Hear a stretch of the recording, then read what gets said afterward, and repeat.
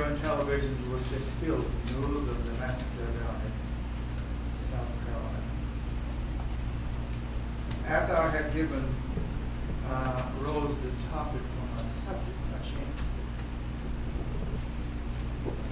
After she had driven up the programs, she said, "But I've written up the program, I'm not changing it."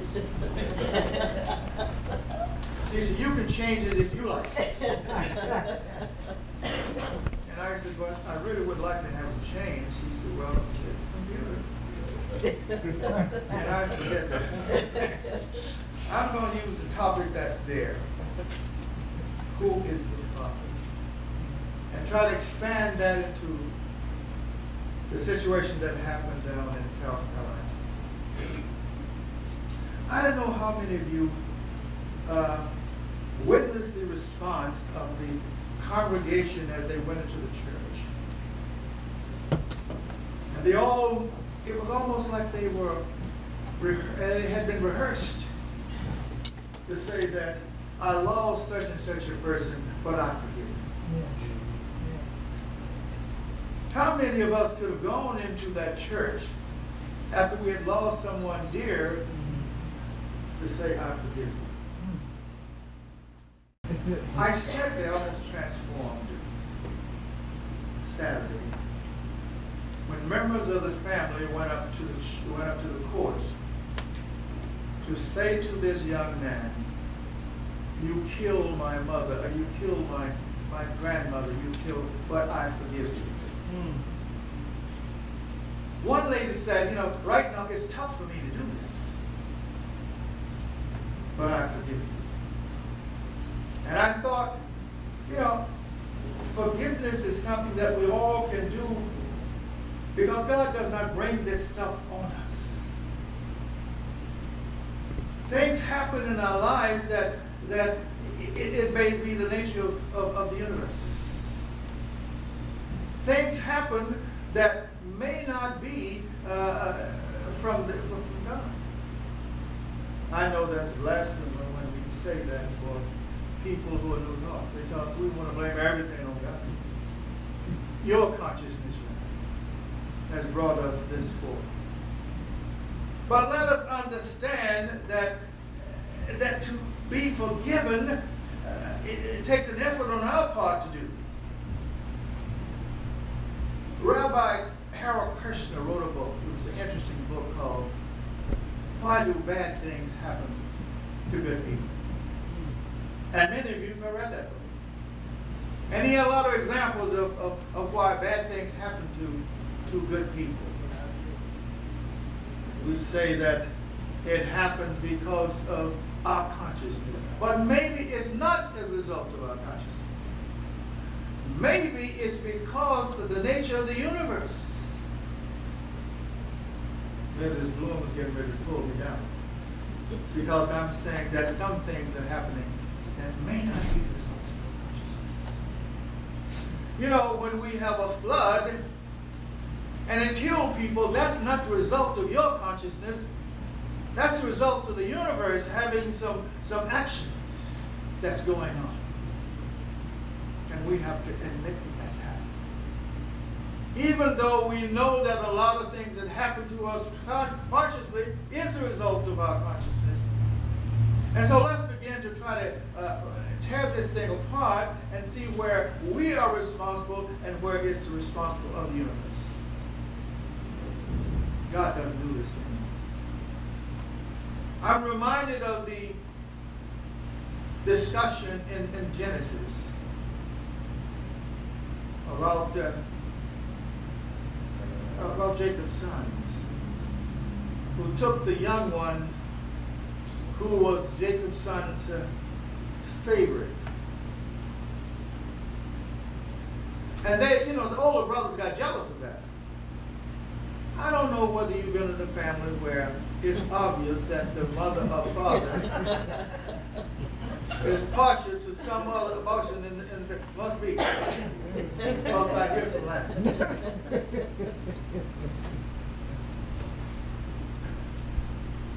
George, I wasn't ignoring you. And I'll admit that I had a favorite. But she has gone on. She has moved on. George is your favorite. I don't know if anyone knows that. My daughter Winifred made her transition when she was 28 years old. That was kind of meaningful for me. It's always meaningful when a parent loses a child. Yes. You always think of children burying the parents.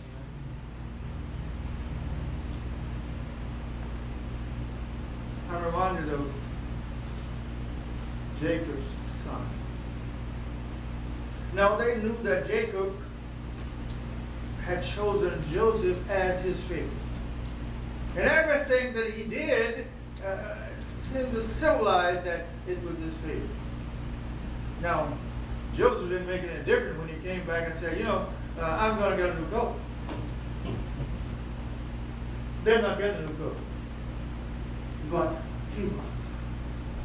And so they decided, let's since there was a famine going on where they were, and they were supposed to go into Egypt and get some food, and they went there, and they sold Joseph to some traveling people. And they tore up one of his garments and got blood from a deer or something, and put it all over and went back to his father and say, he's dead. Now the father, of course, took that. He took it sorrowfully. But these brothers had no idea that they would use him or see him again. And when there was a famine where they were, they could go to Egypt and get the food that they needed. And guess what? When they got to Egypt, the person who was handing out the food, who was the official that was in charge of all the food, was Joseph. Wow, that must have been a meeting. That must have been a meeting when you think that, hey, I tried to kill you, and now I'm coming asking you for bread. And Joseph, according to the scripture, said, go back and tell your father that I'm alive. Now, how do you think they felt? To have to go back and tell Jacob, we made a mistake. Joseph is not dead. And he wants you to come with us when we come back to Canaan to get the bread. And they all trucked back. Now, Joseph's period of time was not easy. He had to work for what he did. In fact, when Potiphar's wife tried to get him to get involved in an act of sex, he ran away. And she went back and told Potiphar that he was trying to rape her.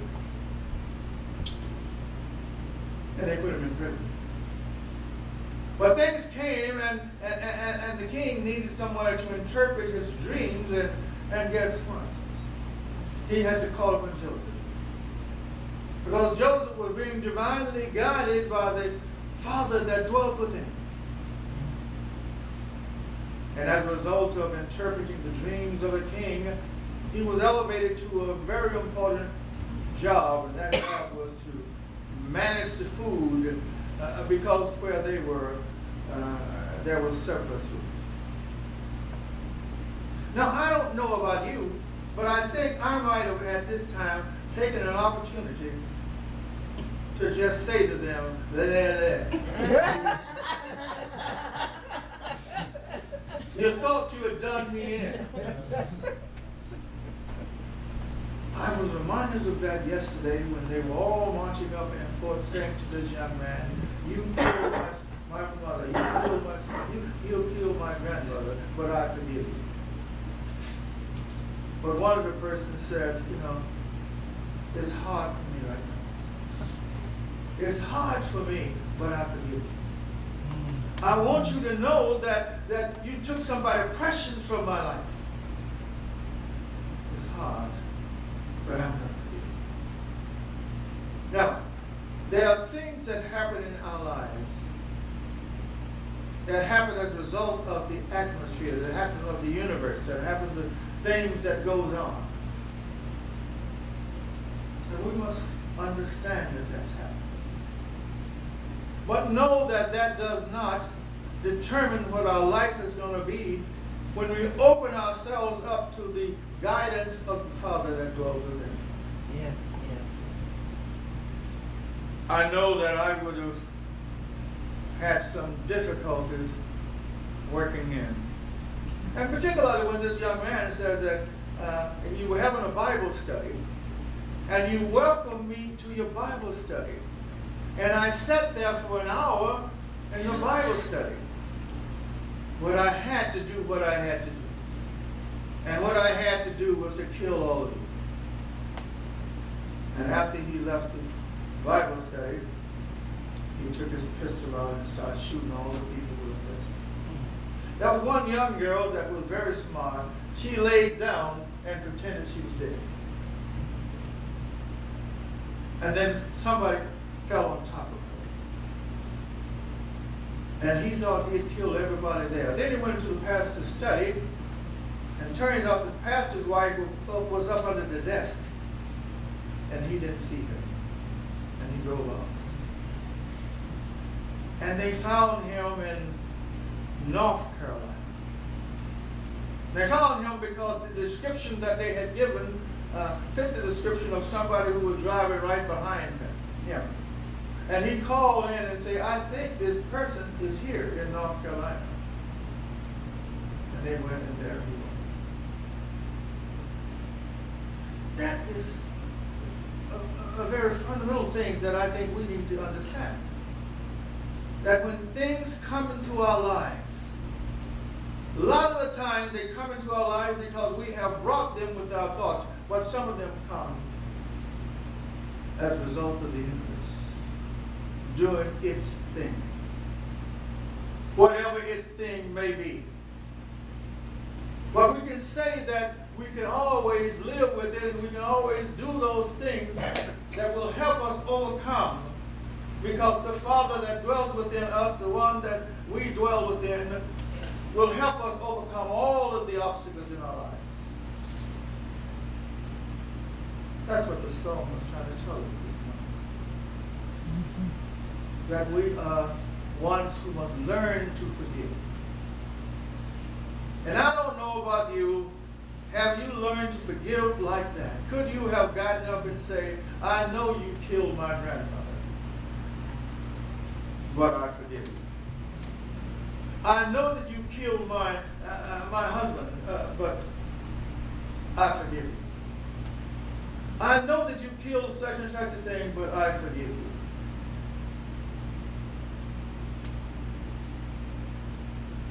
I know that if someone had come to me and said to me that my wife had been killed by someone,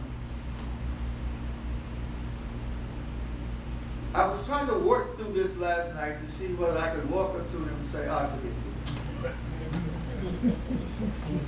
Know what I'm saying? I can forgive you after I kill you for killing my wife. That's the way I feel about it. But I know that as a New Thought students, I should be preaching that we can, and that what happened to Rosemary was a result of consciousness. That may be true. But Rosemary is so close to me that if I lost her, as a result of someone doing those things with guns or something. I don't own a gun now, but I certainly will try to find out where the first gun place is. Now, I'm not telling you to do it. I'm telling you what I would do. I'm telling you I would go find a person who killed my Rosemary, and we would have a serious conversation. Because I know the kind of person I am. And I know that I would be struggling with this whole idea of forgiveness. And I so marvel at those people down in South Carolina when they all said, you did this, but I forgive you. And I sat there almost transformed, saying, would I have had the courage to get up and go to the court to say, I forgive you? Could I have done that? And so I praise them for having the courage in the world. Yes, yes. Because that is what we teach in our ministry, that we should forgive. That is all a matter of consciousness.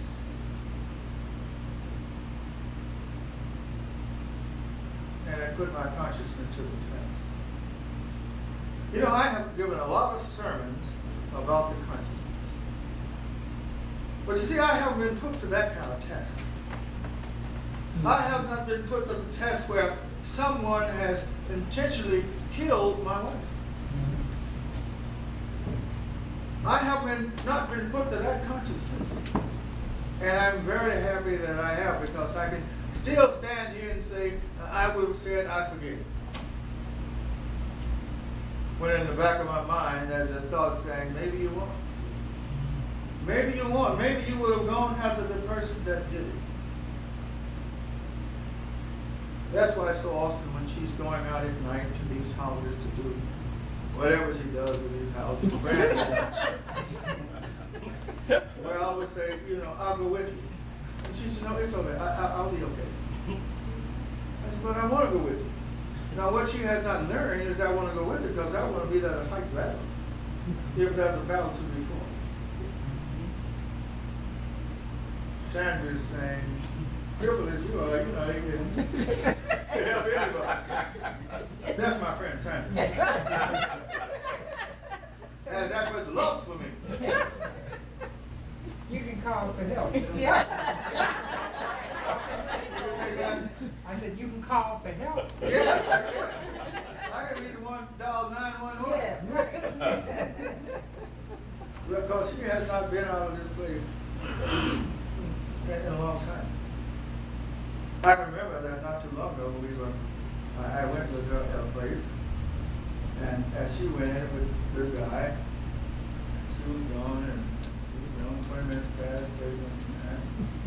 And then another guy came in, and he went there. I got out of the car and followed him. I followed him to the door. I wanted to see if I heard Rosemary's voice. And I heard her voice, and then I said, okay, she was okay. But I got to think, what am I going to do with you guys? If they had hurt my wife, what would I have done? You see, do you give yourself this time test sometime? What would you have done if someone had committed some kind of a serious crime on a member of your family? What would you have done? Have you put yourself to that kind of test? Have you done it? Yes. Yeah. If you've done it, then all power to you. Because I'm thinking that most of us have not done that. We can stand back and say, you know, oh yeah, oh, piece of cake. I would have forgiven very easily. But maybe not.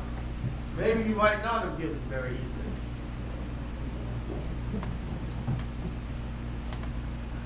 I know why she got up. She got up and said, you got cotton in your mouth. I was reading the book of Rabbi Kushner,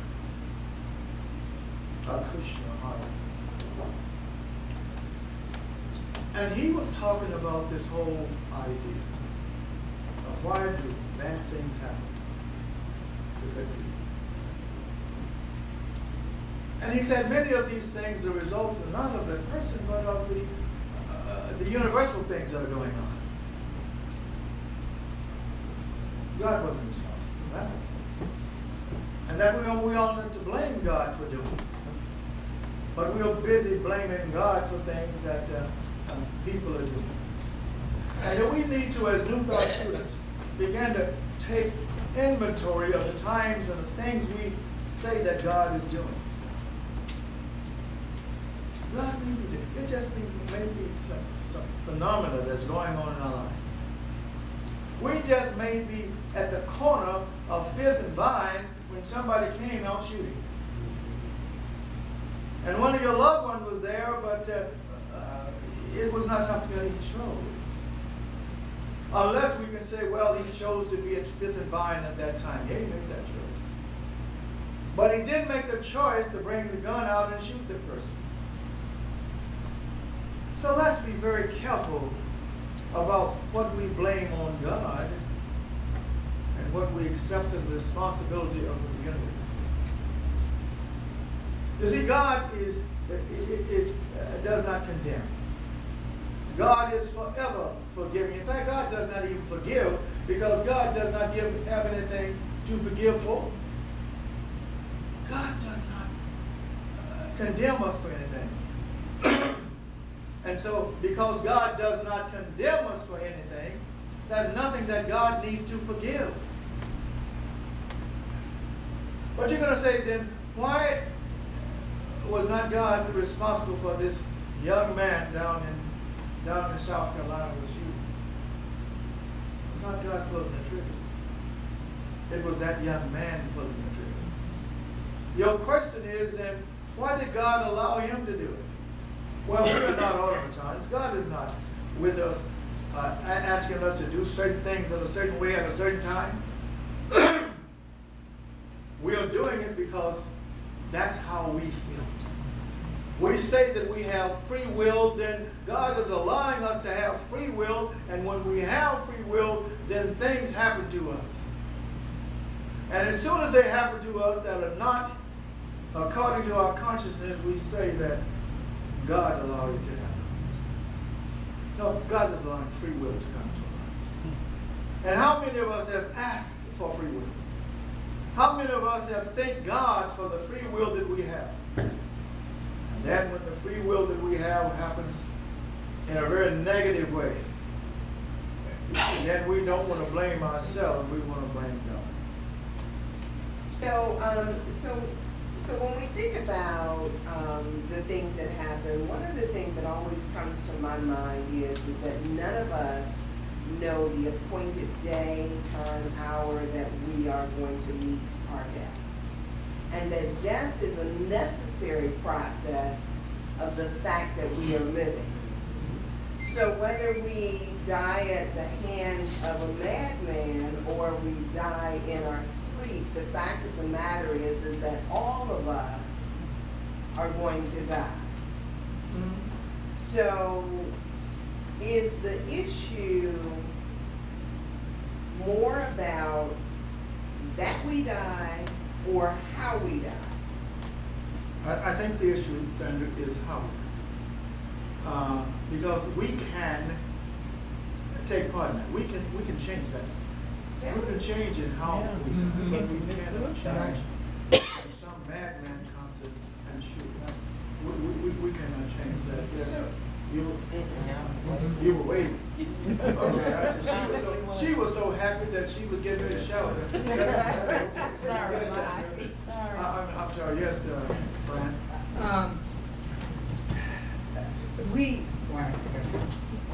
We in religious science teach that we choose to come into this plane of experience and we choose to leave this plane of experience. There is but one mind. And the way we leave here is directly affiliated with what's in our consciousness. We draw these things to us. I'm not saying it's good, bad, or indifferent, but we draw these things to us by rights of consciousness. Everything is consciousness. And there is a negative vibration out here that was created by man, not God. God is good, God is a loving God. But as man thinks these negative thoughts, we just pour it into a race consciousness. And there's a race consciousness out here that is negative. So our job as individuals, and I agree with you, I am not with all that I think I know. I'm not sure that I could immediately say, I forgive you. I know I have to do it, Right. because I have to do it for myself, Right. not for anyone else. Right. But it might take a little time, especially with someone in my family. But I'm saying all that to say, our job is to study to show ourselves approved, to pray and meditate and get a direct hookup link with spirit, because we can avoid situations. I've been in 3 life and death situations. I had a business and they came and put a gun at my forehead while they robbed everybody in there. And I know that there's nobody but spirit that stopped him from pulling that trigger. So I know that I'm divinely guarded, guided, and protected. And when it's time for me to go somewhere, even, and sometimes I would close up late, I know spirit was with me. So either I believe God is all the power there is, or I don't. That's where I stand 100%. So for each of us, we've got to find our own belief system and stand on it. I understand. Whatever it is. I understand. And Rabbi Kirshner says this, I'll read this to you. God does not cause our misfortunes. Some are caused by bad luck. Some are caused by bad people. And some are simply and inevitable consequences of being human and being mortal, living in a world of inflexible laws. There's a scripture that says that rains fall upon the just and the unjust alike. Right. If rain falls upon the just and the unjust alike, that means that whatever is happening in my life is going to happen. And not that God is choosing it to happen. And even though I've preached that for years, that's what's happening in your life is a result of the consciousness that you have. And I still believe that. I still believe that we are consciously drawing stuff into our lives, or repelling stuff away from our lives, from our consciousness. But please understand that it is not God doing it. Because God does not know these misfortunes. God does not know these things that are going on. In fact, Habakkuk, in the first chapter, says that thou whose eyes are too pure to see iniquity. So he's knowing that God is too pure to see what's going on in the lives of each one of us.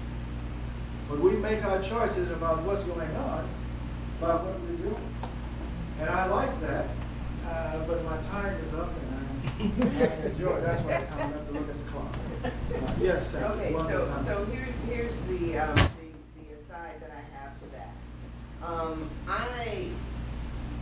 From what I saw, I think that the forgiveness that these people have shown is a testament to the consciousness of that minister that was leading his flock. Right. Yes. Right. And the minister in the process also lost his life. Right. Exactly. Death is not bad in and of itself.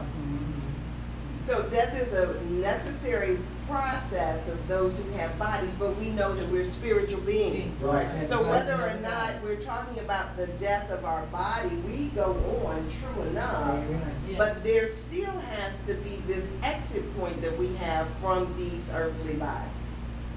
So I'm not saying that the death is bad, Right. but what I am saying is that all of us that are in this physical body will someday have to lay it down. No question And about the that. method by which that happens, it could be in a car accident, it could be laying in your bed, it could be a heart attack, or it could be somebody shooting you While you in giving the love. right.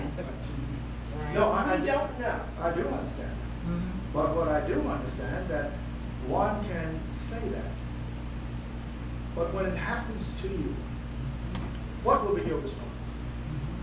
What will be your response? And I'm saying that I'm hoping that my response will say, I forgive you, but I don't know that. Yes. I have not been confronted with the situation that comes up. I'm hoping that I have built in such a consciousness that allows me to do that, but I'm not absolutely sure that I will. I know that if someone came to me and said, this joker killed my wife, I could not at the next moment go to the courts and say, I forgive you. I may in my heart say that because I got to build that up. I do a lot of forgiving, but maybe I'm not ready at that time to forgive that person. Yes, Oscar? I was just thinking about the death penalty. Do you believe in the death penalty? If a man kills a man, he should die himself. Now I'm wondering, these people forgave them. Now, if the judicial system says this man's going to die because of what he did, Right. would they step forward and speak for this man and say, no, we don't want him to die, or would they go along with this deal because the whole thing happened with an incident of death? Right. It would be interesting. Yeah, but they're forgiving for themselves. The death penalty has to do with the judicial system. But I know exactly what you're saying. Right. And people come up and they have a chance to get out of prison, and people follow them up and contest it every time. And some of them have said they have forgiven. Yes. But by law, the law says they're going to die. I understand. And the law is also the one that says thou shalt not kill and go around killing. You know, this thing of the death penalty, that should be abolished, should be completely abolished. Because you cannot, as a government, go around killing folks and yet kill you if you kill them. That doesn't make sense. Because I'm saying that Fran doesn't believe it. You know, I just saw her sigh of Reverend George. I don't know. You aren't saying what I believe. Go ahead, Fran. Well, I'm saying, I don't know. You know, the Bible also says an eye for an eye. And also, everything is cause and effect. That's right. So what you give out, you get back. Exactly. So I'm kind of in limbo. If we could find another alternative, like putting them on an island without food, without transportation, so be it. But something should be done to permanently take them out of society. Yes. In the interest of making other people say, you know, like I say, I don't know what it is, but I think it's time for us to have an introspection. It's time for us to really go through this thing that we say we believe. Mm-hmm. I think it's time to do that. Right. Because as they were standing there saying that, and I'm saying to me, George, would you be able to say that today? And my answer is today I would not be able to say that. Because one person said, it's hard for me. Yeah, right. It'd be It's very hard for me to do that at this time. Mm-hmm. I forgive them, but it's hard for me. And I got to understand that it's going to be hard for me if something like that should take one of my loved ones. Let us pray. Oh, Father, Lord God, this is such a deeply inspected thought that you have. Help us come to belief of our own souls. While we know that we like to forgive and really mean it, can we say it and really mean it? Because we say it and really mean it, we move on and forget it. But I'm not sure that I can forgive something that I'm asking you, God, to open my heart, open my mind. Let me see that I do have the capacity to do that. I know that I have, I've said that I have, but I don't want to be able to exhibit it at this point. Let me just stand here and before other audience and say that I would do that. Let me not have to prove it. I give thanks, God, for this ability to give this sermon today. And knowing that each one of us has our individual thoughts because we are individuals. We are not automatons that God just put us out here to do exactly what it says we should do. Let us know that you love us, each one, and that you will help each one of us to overcome the obstacles that we face. Let me be able to firmly believe that no matter what is happening in my life, I can stand without reservation and say, I forgive. That's it.